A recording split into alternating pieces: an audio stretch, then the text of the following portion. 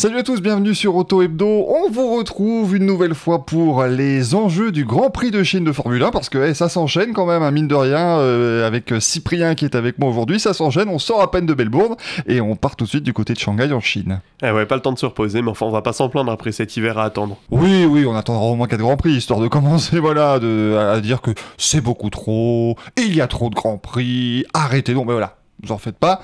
Premier week-end sprint de la saison. Je sais que beaucoup de nos lecteurs et viewers vont être ravis avec un sprint à 4h du matin samedi. Ouais, donc un sprint très matinal en effet, mais bon, on est déjà habitué avec ce qu'on a vécu en Australie la semaine dernière, donc ça va quand même être un week-end sympa, et puis on est toujours content de se lever quand c'est pour regarder la Formule 1. Rassurez-vous, qualif et course à 8h samedi et dimanche, donc voilà, des horaires un petit peu plus simples et acceptables, on va dire peut-être pour certains. Les enseignements et surtout les enjeux de ce Grand Prix de Chine, forcément, ils sont liés aux enjeux et aux enseignements du Grand Prix d'Australie, ça s'enchaîne tellement. On va commencer par Ferrari, mon cher Cyprien, parce que leur week-end à Melbourne n'a pas été vraiment de tout repos. Clairement, 8e place pour Charles Leclerc, 10e place pour Lewis Hamilton en course. On l'avait déjà évoqué dans Outlap lundi. Techniquement, au championnat, ils sont derrière Sauber, ils sont derrière Williams. Voilà, c'est pas forcément la place à laquelle ils pouvaient s'attendre. Est-ce que toi, tu penses aussi que le plus inquiétant n'est peut-être pas le fait que le samedi, en termes de rythme, ça n'a pas vraiment été là, sur le sec? Moi, honnêtement, je trouve qu'il n'y a pas vraiment de raison de s'inquiéter. Je pense que Ferrari a eu un week-end compliqué, un week-end aussi dicté par des conditions très particulières. On a vu une grosse chaleur samedi, la pluie dimanche. Alors ce qui est plus étonnant, c'est que le vendredi, ils étaient très très bien. Leclerc fait le meilleur temps des essais libres 2 et qu'on a l'impression qu'ils n'ont pas trop compris ce qui leur était arrivé quand même. Et ça, c'est un problème. On l'a vu notamment chez Mercedes l'an dernier, qui ne comprenaient pas pourquoi la voiture performait et puis d'un coup performait plus. Ferrari, il faudrait pas que la saison commence comme ça, mais je suis pas plus inquiet que ça. On avait Lando Norris là, en conférence de presse ce jeudi matin qui a dit qu'il n'était pas plus inquiet que ça et qu'il avait été surpris de voir Ferrari aussi loin, mais qu'il s'attendait dès ce week-end à les revoir dans le match. Et je suis plutôt d'accord avec lui. Je pense qu'on est sur un tracé complètement différent de l'Australie, qui va peut-être les favoriser. On ne sait pas encore forcément les forces et les faiblesses de cette voiture, mais bon, avec deux pilotes comme ça, on est obligé d'attendre une grande saison, parce que là, ça ferait quand même sacrément pchit si toute l'année Ferrari jouait les 8e, 10e places. C'est ça le problème, effectivement. Alors après, Lando Norris, encore eux, ça ne l'inquiète pas, parce que s'il commençait à nous dire, vous savez, moi j'y pense toute la nuit, je me réveille Non, ça va. Lui, il est leader du championnat, ça va, tout devrait être bon pour lui. Maintenant, après, on me rappelle que Ferrari aussi, la SF25 est totalement nouvelle, quasiment, en tout cas totalement. Les autres sont plus sur des évolutions, donc forcément, il va peut-être falloir un peu de temps aussi pour la comprendre, cette monoplace. Ouais, puis c'était un risque qui pourrait ne pas être payant pour le coup. Est-ce qu'il fallait vraiment repartir d'une page blanche ? C'est une question qui vont forcément se poser chez Ferrari. Alors après, peut-être qu'ils étaient arrivés au bout de leur concept aussi, et qu'il n'y avait plus rien à en tirer. Et en effet, on entend beaucoup dire depuis le début de l'année que c'est une dernière saison de réglementation, donc les voitures vont peu évoluer. C'est vrai et en même temps c'est faux. Pendant l'hiver, il y a quand même eu un vrai pas en avant qui a été fait par la plupart des équipes. On le voit quand on compare les temps autour par rapport à l'an dernier. Donc les équipes étaient obligées d'amener des évolutions quand même relativement conséquentes pour être performantes cette année. Et Ferrari, c'était vraiment leur occasion, enfin en tout cas c'est toujours, on va pas les enterrer, mais c'est leur occasion de remporter un titre cette année. Puisque 2026, on n'a aucune garantie. En plus, on parle d'un retour au V10 finalement. Donc, qui pourra encore tout changer, mais on n'a aucune garantie de performance, donc eux c'était vraiment cette année qu'il fallait être bon. Donc est-ce que ce changement va être payant ? Je pense que déjà dès Shanghai on y verra un peu plus clair. À mon avis, s'ils sont encore en queue de top 10, voire plus loin, mais on leur souhaite pas, là il faudra commencer à tirer la sonnette d'alarme. Et puis on rappelle, il reste encore 23 Grands Prix, donc de toute façon on peut se permettre d'en louper 3-4, on a assez de temps derrière pour se remettre. Alors c'est un peu lié à Ferrari, Red Bull, Mercedes, McLaren, un peu toutes ces équipes d'avant-grille, même si ça va concerner toutes les équipes, donc des nouvelles directives mises en place dès ce Grand Prix de Chine par la FIA, avec des tests beaucoup plus rigoureux sur les ailerons arrière. Alors Cyprien, je veux bien que tu nous expliques évidemment ce qu'il en est. On rappelle que ça devait déjà avoir lieu plus tard dans la saison, c'est juste que ces tests ont été rapprochés en fait dès ce deuxième Grand Prix. On est aussi d'accord sur une chose, c'est que personne n'a pu changer quoi que ce soit depuis Melbourne, donc si les tests, les ailerons ne dépassent pas ici, ça risque d'être embêtant. Alors en fait ces tests ils ont déjà eu lieu en Australie, donc pour ramener un peu de contexte, ça date de la fin d'année dernière où McLaren avait ramené un aileron qui était très flexible, un aileron arrière. C'était cette fameuse histoire du mini DRS comme on l'avait appelé.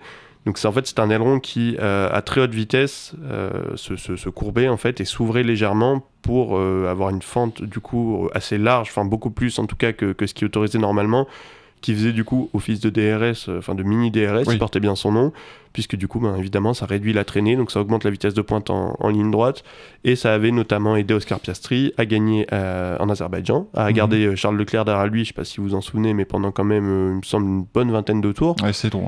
Ouais. Et la Ferrari n'arrivait pas du tout à revenir, alors que la ligne droite de Bakou, quand même, avec le DRS, normalement, on est quand même très rapide. Donc ça avait été un peu le drama de fin de saison dernière. McLaren avait finalement arrêté d'utiliser ce concept, était passé à autre chose. Bon, sur la fin d'année, ça leur avait pas coûté énormément, puisqu'il y avait peu de circuits avec autant de lignes droites, si ce n'est Las Vegas, et on a vu leur performance à Las Vegas, où je crois qu'ils font 6 et 7, quelque chose comme ça. Ouais, c'était moins bien, hein, clairement. Ouais, c'était moins bien, et donc c'était sûrement lié. Et donc cette année, le règlement a changé. Mais il y avait encore eu des plaintes à Bahreïn, alors que le règlement important a été durci. Donc pendant les essais de Bahreïn, on avait notamment Pierre Vacher, qui est le directeur technique de Red Bull, un Français, Cocorico, qui disait que McLaren et Ferrari utilisaient encore un mini DRS. Bon, c'était une observation qui n'était pas prouvable, mais la FIA quand même l'a entendu. Et dès le Grand Prix d'Australie, a décidé de mettre en place un contrôle de la flexibilité de l'aileron arrière. Alors comment on contrôle la flexibilité d'une pièce qui est relativement rigide à l'arrêt? En fait, c'est avec un système de caméras et de petits stickers qui étaient posés sur les ailerons arrière, et donc des caméras embarquées qui mesurent à haute vitesse, puisque c'est ça, en fait, le problème, c'est que c'est à haute vitesse que ces pièces se déforment. Donc la FIA a fait ses tests pendant les essais libres du Grand Prix d'Australie. La FIA a déclaré que toutes les voitures étaient conformes. Bon, jusque-là, pas de surprise. On s'en doutait un peu. Les équipes sont quand même très intelligentes, mais ça s'arrête pas là. Je pense que la FIA a quand même vu des choses qui ne devaient pas dépasser du cadre réglementaire, mais qui devaient quand même pas être loin. Du coup, ils ont décidé pour le Grand Prix de Chine de durcir ces tests. Donc là, on va avoir des tests en effet beaucoup plus rigoureux, avec du coup une marge de tolérance qui est encore réduite. Donc, comme tu l'as dit, on n'a que quelques jours entre les deux épreuves. Impossible d'amener des nouvelles pièces. Surtout que les écuries ont déjà eu des soucis pour amener leur voiture sur place. On disait que certaines seraient peut-être même pas prêtes pour les premiers essais libres. Donc là, en effet, personne ne peut changer. Et s'il y avait des tricheurs, ils vont être pris la main dans le sac. Alors après, on peut parler des conséquences. On imagine que ça peut aller jusqu'à la disqualification. C'est sûr. En fait, ils vont le remarquer en essai libre. Après, les équipes ont le temps aussi de solidifier, rigidifier un peu ces pièces. Ils vont pouvoir travailler un peu sur le carbone. On sait que c'est quelque chose qui existe, évidemment. Le carbone, c'est pas juste on fait la pièce. Non, après, on peut travailler dessus pour un petit peu altérer ses propriétés. Ce que j'aime bien quand même, c'est qu'on voit que ça a bien changé de l'époque, parce que rappelez-vous l'affaire des ailerons flexibles de Red Bull en 2010, où le test consistait à mettre des poids sur les côtés de l'aileron avant, un poids d'environ 80 kg. Quand ils prennent entre 1 et 2 tonnes de force sur un circuit, c'est pas la même chose, très clairement. Ça a rien à voir. Donc voilà, là au moins on utilise un petit peu justement la technologie pour que ça change, et voilà, au moins faire en sorte que ces histoires n'arrivent plus. Après, encore une fois, on rappelle, du carbone, c'est très léger, c'est très fin, ça résiste certes, mais à un moment donné, quand on est soumis à des forces de plus de 1000 kg, ça va forcément se plier. Et c'est ça qui fait sa force, aussi, d'ailleurs. Et j'ai envie de dire, faites le test chez vous. Mettez 1 tonne sur vous et vous allez voir si vous allez plier ou non. Oui, là, il y a des chances quand même. Avec 1 tonne, il y a des chances. De justesse, peut-être, je ne sais pas. Mais en tout cas, voilà. Donc, c'est pareil pour le carbone, finalement. Mais il tient mieux que nous. Oui, il tient mieux. Bon, en plus, ces ailerons, le problème, c'est nous, on est vraiment dans le flou parce qu'on n'a pas accès aux mesures de la FIA. Encore une fois, moi, ça m'interroge quand même de faire un test, de dire, ok, tous les ailerons sont conformes, mais de dire, on va quand même durcir le test. Voilà, j'aimerais bien savoir ce qui se cache derrière ça. Est-ce qu'il y avait une équipe qui était vraiment à la limite? Qui aussi, puisqu'on accuse beaucoup depuis le début McLaren et Ferrari, parce que Red Bull les a pointés du doigt, et parce que McLaren, c'est eux qui l'an dernier ont lancé cette mode. Mais Lando Norris, en conférence de presse, il avait l'air très serein. Ce jeudi matin, il a dit non, nous, on n'est pas du tout concernés, on est très serein. La pièce qu'on avait en Australie était conforme, celle qu'on a en Chine est conforme. Donc, à voir. Je te rejoins un peu là-dessus, dans le sens où, en fait, durcir les tests. Mais pour moi, tu ne peux pas durcir le test. Tu durcis la réglementation, dans ce cas-là, en disant, non, ça peut plus plier on lance au hasard, mais de 4 mm, mais seulement de 2. Voilà, c'est donc le règlement qui change en temps réel. Donc c'est ça qui est un peu... La manière dont c'est dit, c'est un petit peu étrange. On verra, de toute façon, rassurez-vous, sur autodo.fr, on vous en parlera tout le week-end, et vous retrouverez ça également dans le magazine, bien sûr, la semaine prochaine, si jamais certains sont pris la main dans le sac. Maintenant, j'ai pas non plus envie que vendredi soir, la FIA nous dise non, mais tout est conforme. Et puis qu'au 3e Grand Prix, ils disent alors on va encore durcir. Mais à un moment donné, ça va être la tolérance zéro et puis tout le monde se fera avoir. Le dernier petit point, tu disais Cocorico pour Pierre Vacher tout à l'heure. Bon. Moins cocorico suite au Grand Prix d'Australie, nos pilotes français Pierre Gasly, Esteban Ocon et Isaac Hadjar qui n'ont pas connu vraiment l'un de leurs meilleurs week-ends, aucun français dans les points malheureusement suite à ce premier Grand Prix. Qu'est-ce qu'on peut en attendre ici à Shanghai, sachant que l'Alpine a quand même montré des assez bonnes dispositions sur le sec, la Racing Bull c'est excellente, et encore une fois Isaac Hadjar c'est une bête erreur mais qui ne se reproduira pas et qui a eu des conséquences beaucoup plus fâcheuses on va dire que l'erreur en elle-même. Et le point d'interrogation peut-être Esteban Ocon avec cette Haas qui était vraiment à la ramasse, si je puis me permettre, magnifique jeu de mots. lors du Grand Prix d'Australie. Ouais, si je devais en pronostiquer un des 3 dans les points, ça se jouerait entre Pierre Gasly et Isaac Hadjar, mais je pense que malheureusement ce serait pas Esteban Ocon. Cette Haas, elle est terrible. Malheureusement, on s'y attendait pas du tout. Hein. Et même eux, même chez Haas, ils s'y attendaient pas, c'est ça le problème. Ouais, même eux, parce que nous on était les premiers à dire, surtout après Bahreïn une nouvelle fois, à dire bon bah la Sauber sera la plus mauvaise voiture. Bah au final Hülkenberg fait 7ème et les Haas étaient très très loin du compte et vraiment très loin, j'insiste là-dessus parce qu'on parle d'une saison qui va être ultra serrée, tout le monde le répète.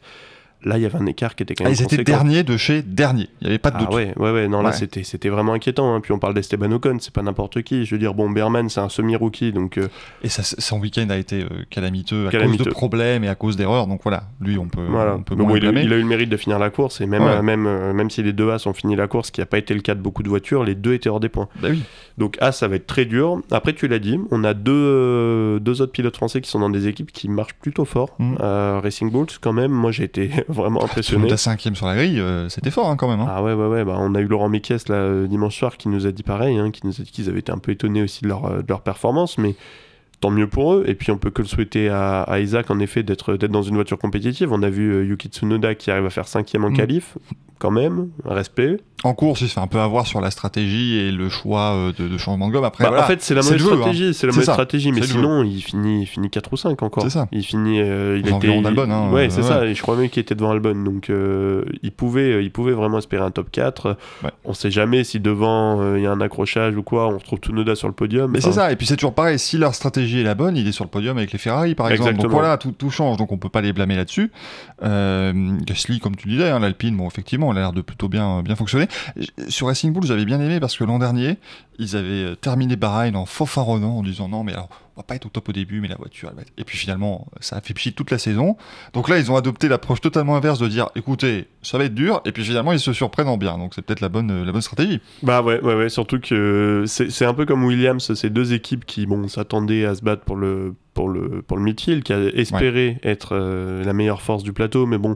Tout le monde l'espère entre la 5ème et 10ème place, c'est chaud. Je considère que les 4 premières équipes sont à part et puis le reste, on a les 6 autres équipes qui espèrent être la meilleure. Donc tout le monde le dit, on sait jamais qui le pense vraiment ou quoi. Là, on s'est rendu compte qu'il y avait quand même 2 équipes vraiment solides. Donc bon, Williams qui va avoir 2 pilotes expérimentés, Racing Bulls qui a du coup un rookie avec Isaac, mais il peut faire de très belles choses et tant mieux pour lui parce qu'il va avoir une voiture, je pense, où il pourra vraiment s'exprimer. Et on va le voir dès la Chine, même s'il connaît pas le tracé.